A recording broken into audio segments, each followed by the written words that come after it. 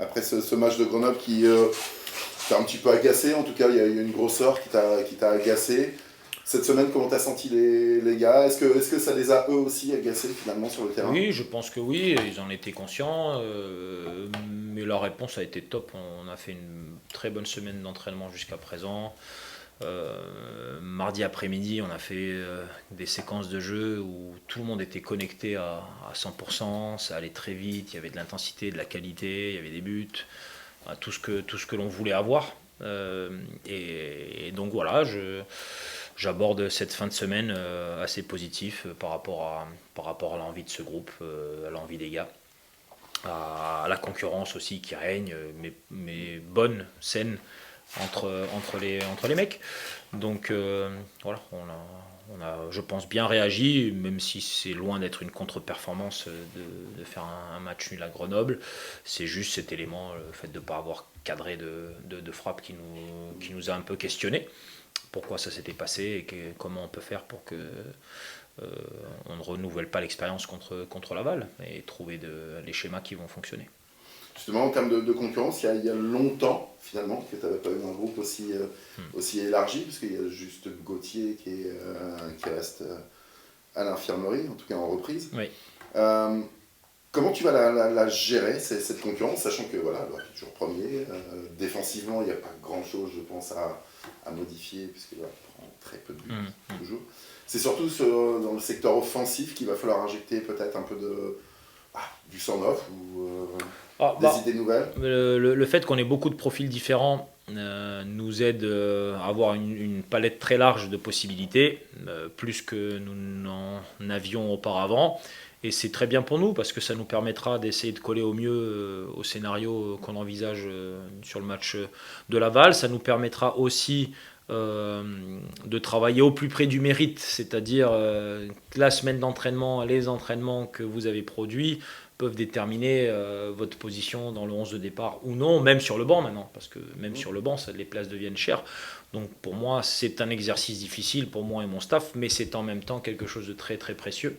Il ne tiendra qu'à nous de maintenir une grosse solidarité, de concerner tout le monde et que tout le monde comprenne que même si parfois tu ne démarres pas, c'est important de très bien rentrer et de faire la différence à ce moment-là, ou même que si sur une semaine tu n'es pas dans les 18, que la semaine d'après c'est peut-être toi qui vas jouer le match crucial ou le moment crucial. Donc c'est le travail de management. Mais par contre, avoir cette palette de possibilités sur tous les postes, pas que sur les postes offensifs, mais c'est vrai qu'au milieu de terrain et devant, il sera plus pertinent de trouver à chaque week-end le trio ou le quatuor en fonction de notre système qui nous permettra d'être efficace et à charge pour les joueurs de l'être. Est-ce que là, tu sens qu'il y a quelques titulaires indiscutables qui l'ont été depuis le début de la saison, qui ont peut-être besoin de souffler un peu? On l'a vu avec Amir. Voilà, C'était une des possibilités. Sincèrement, j'ai eu quelques discussions avec les joueurs qui ont eu un énorme temps de jeu depuis le début de la saison. Surtout ceux qui n'y étaient pas trop habitués. Je parle de Yacine notamment, même Victor, Chris est dans ce schéma-là, Aruna, qui sont des joueurs qui ont pratiquement tout joué. Et sincèrement, il y a des petites gestions au cas, par-ci, par-là, mais il n'y a pas de fatigue mentale, il n'y a pas de fatigue au niveau athlétique, il n'y a pas de lassitude. On sent dans leurs yeux que non, ils sont prêts à aller au combat de la première à la dernière minute. Et ce sera à nous de sentir peut-être parfois les moments où il y a besoin d'une petite rotation en fonction des matchs. Et on a des gros morceaux qui arrivent.